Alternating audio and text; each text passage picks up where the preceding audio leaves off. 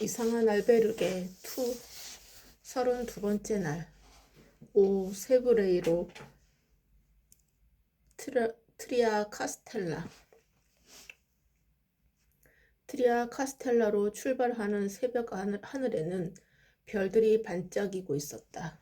얼마 후 별빛이 흐려지고 여명이 조금씩 밝아왔다. 오 세브레이로 언덕을 오르자 산등성이 너머로 해가 떠오르기 시작했다. 산 아래를 가득 메우고 있는 안개 위로 떠오르는 일출은 나름의 운치가 있었다. 나는 잠시 정상에서 일출을 감상하고는 다시 길을 나섰다. 리냐레스 마을을 지나 도로를 건너 언덕으로 오르는 길이 이어졌다. 언덕길 아래로는 자욱했던 안개가 점점 걷히면서 선명한 산등성이와 푸르른 하늘이 보이기 시작했다. 후. 나는 언덕 아래를 바라보며 잠시 호흡을 길게 들이마셨다. 내쉬었다. 너무 일찍 출발했나? 오늘은 다른 순례자들이 잘 보이지 않았다. 길을 나서자 또 다른 언덕이 있었다. 그곳을 지나서 고도 1270m인 알토 데산 로케에 도착하자 순례자 상이 보였다. 언덕 위에 서 있는 순례자 상은 거센 바람에 날아갈 듯한 모자를 붙잡고 고통스러워하는 표정을 짓고 있었다. 순례자들에게는 고통이 필수 요소인 걸까? 나는 오피스탈 마을을 지나 다시 포장 도로를 마주하게 되었다. 앞에서 순례자 3명이 함께 걷고 있는 모습이 보였다. 드디어 아침부터 혼자 걸어서 그런지 누군가의 뒤통수만 보여도 반가웠다. 저 사람들은? 눈에 익은 것 같아 자세히 살펴보니 일전에 소똥을 밟아 곤욕을 치르던 2명의 한국 여자와 신발을 씻어주었던 라틴계 남자였다. 3명이 함께 걸었구나. 남자는 그때 신발을 씻어준 여자 옆에 바싹 붙어서 걷고 있었다. 서로를 다정하게 바라보는 시선에서 왠지 심상치 않은 기류가 흐르는 듯 보였다. 뭐야, 저 둘이 연애하는 거야? 왠지 모르게 썸을 타는 기류가 흐르는 듯해 뒤에서 지켜보던 나는 미소를 지었다. 좋을 때다, 좋을 때. 이렇게 순례길에 와서 연애도 하고 말이야. 하긴 저 남자도 관심이 없었으면 그렇게 저 여자의 신발을 선뜻 씻어주지는 않았겠지? 인종과 국적에 상관없이 서로 다정한 둘의 모습을 바라보며 절로 미소가 번졌다. 에고, 나는 방해하지 말고 얼른 부지런히 걸어가야겠네. 다음 질문 알베르게에 가면 남녀 간의 썸에 대해서 질문해 볼까? 나는 카메라를 꺼내 다정하게 걸어가는 새 순례자의 모습을 뒤에서 한 컷 찍고는 다시 걸음을 재촉했다. 파도르넬로 마을을 지나 다시 가파른 언덕이 왔다. 비교적 경사가 급하지 않은 내리막길과 오르막길을 걷다가 급경사를 만나게 되니 허리가 절로 숙여졌다. 가도 끝이 없는 오르막길과 내리막길이여 경사가 있는 길이었기에 힘들기도 했지만 산길에서 마주하는 풍경은 고된 걸음을 가볍게 해주었다.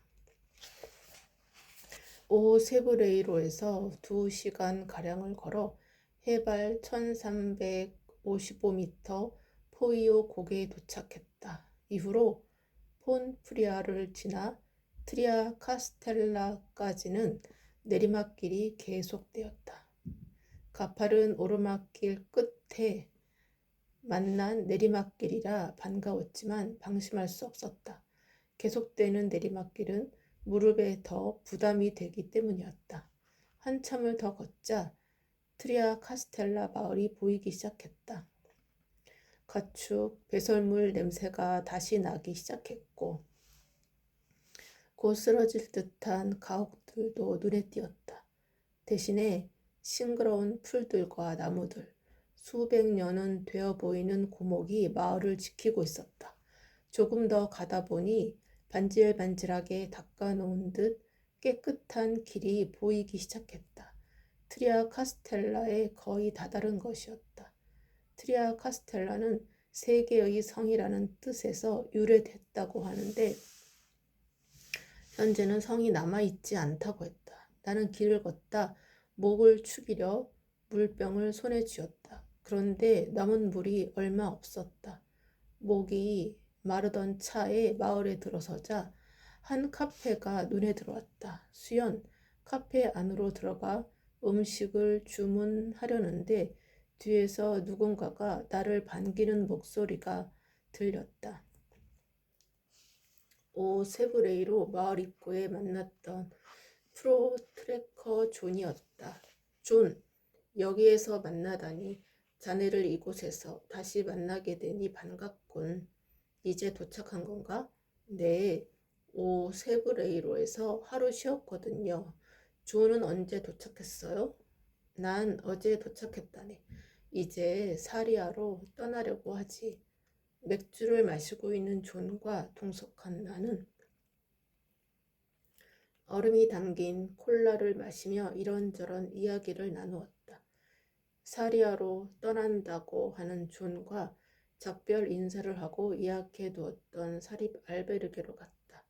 알베르게는 햇빛이 잘 드는 넓은 발코니가 인상적이었다. 잘 터지는 와이파이와 깨끗한 주방은 물론 옥상에는 태닝을 할 수 있도록 선 베드가 놓여 있었다. 락커마다 충전기가 있어 핸드폰 충전도 가능했고 부엌에는 순례자들을 위한 발 마사지 기계도 있었다. 질문 알베르게를 제외하고는 오랜만에 마음에 드는 알베르게를 발견했다고 생각했다. 나는 샤워를 마치고 오늘 하루 종일 걷느라 지친 발을 마사지 기계에 얹었다. 그리고 스마트폰을 들고 난민에 대한 최신 기사를 찾아서 읽어보았다. 그러는 동안 순례자들이 하나둘 부엌으로 모였다. 다들 마사지 기계를 사용하고 싶어하는 것 같아 눈치 보며 사용하고 있는데 그때 누군가 부엌에 있는 사람들에게 말했다. 여러분, 이 멋진 발코니에서 함께 파스타 드실래요?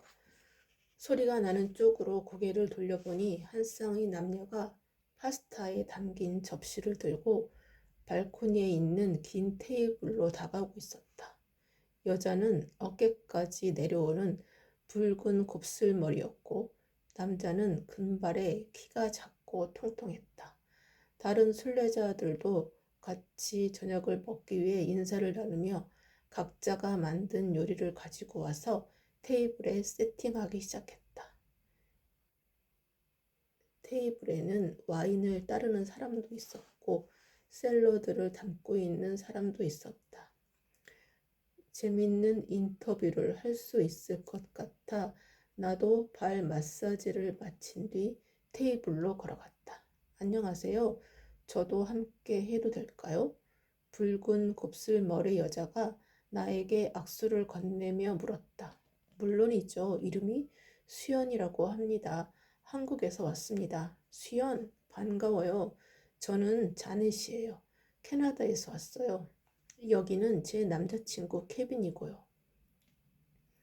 자넷의 옆에 서 있던 금발의 남자가 눈인사를 건넸고 그와 인사를 나누고 있으니 또 다른 여자가 와인잔을 건네며 나에게 인사했다. 한국에서 오셨군요. 반가워요. 저는 케이트예요. 영국에서 왔답니다. 케이트는 갈색 곱슬머리에 하얀 치아와 약간 홍조를 띤 얼굴이 인상적이었는데 취한 것 같아 보이지는 않고 원래 있는 듯한 홍조였다. 그 외에 체코에서 왔다고 하는 프란시스 브라질에서 온 알렉스, 한국에서 온 연희 씨를 그 자리에서 만날 수 있었다.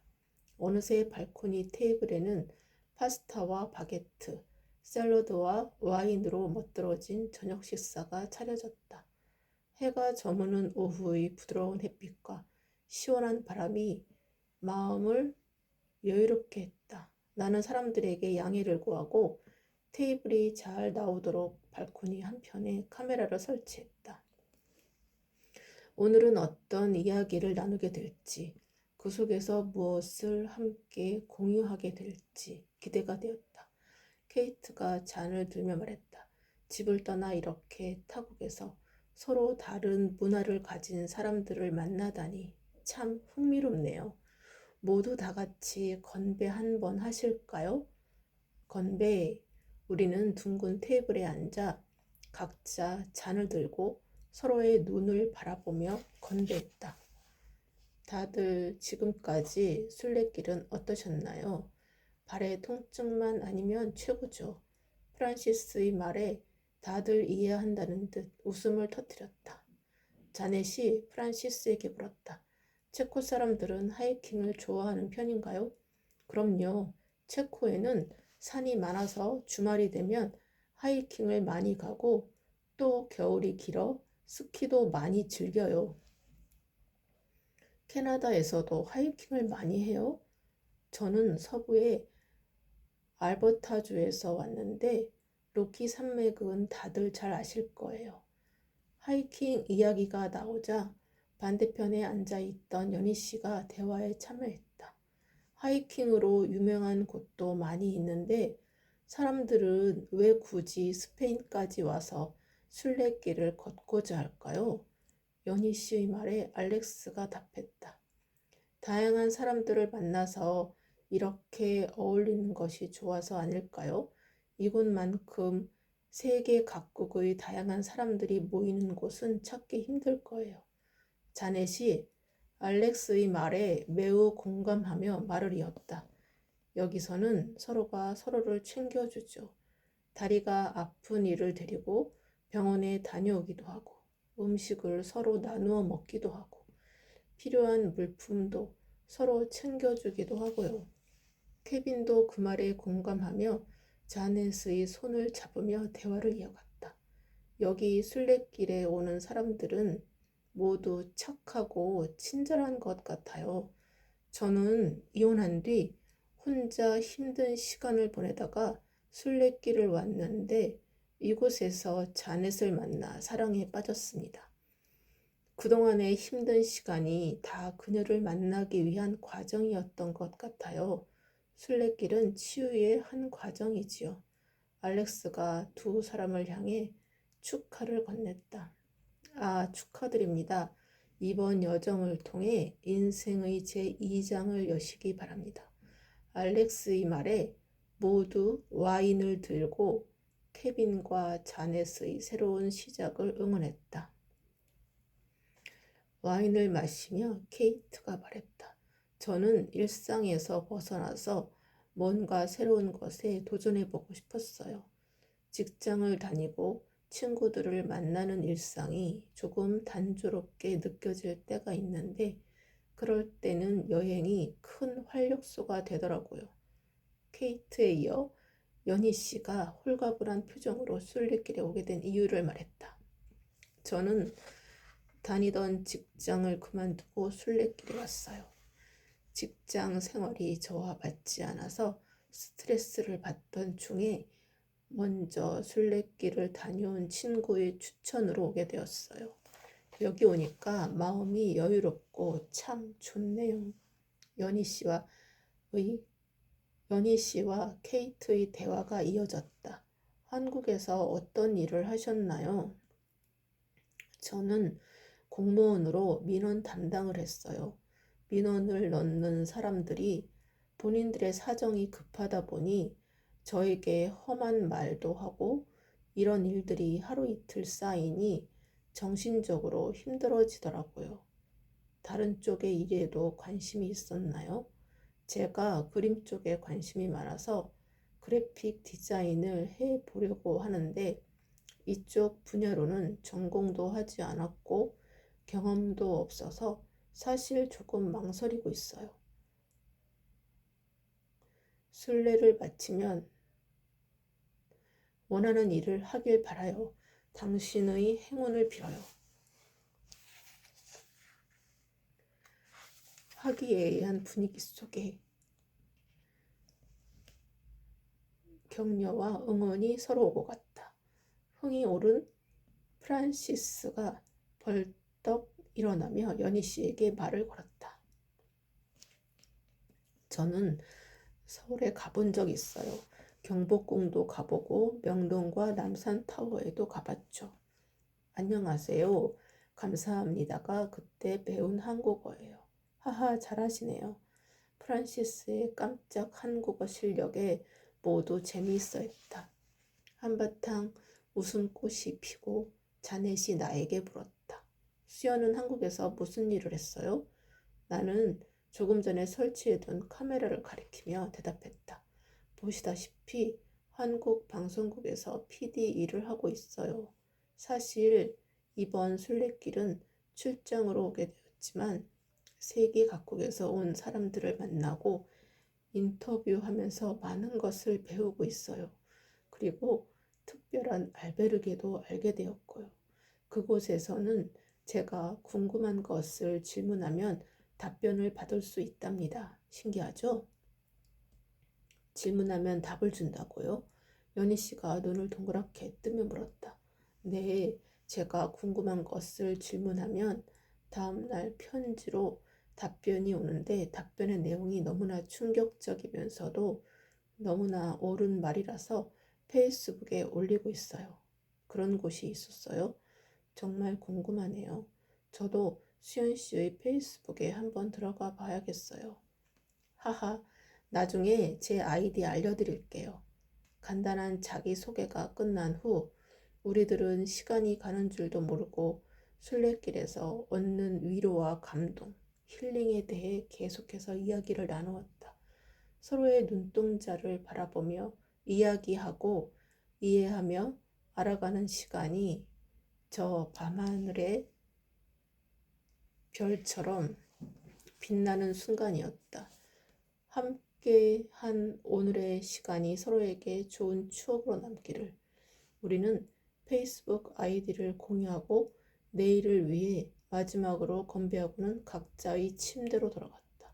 스마트폰에서 메시지 알림이 울렸다. 띠링. 상욱에게서 온 부재중 메시지였다.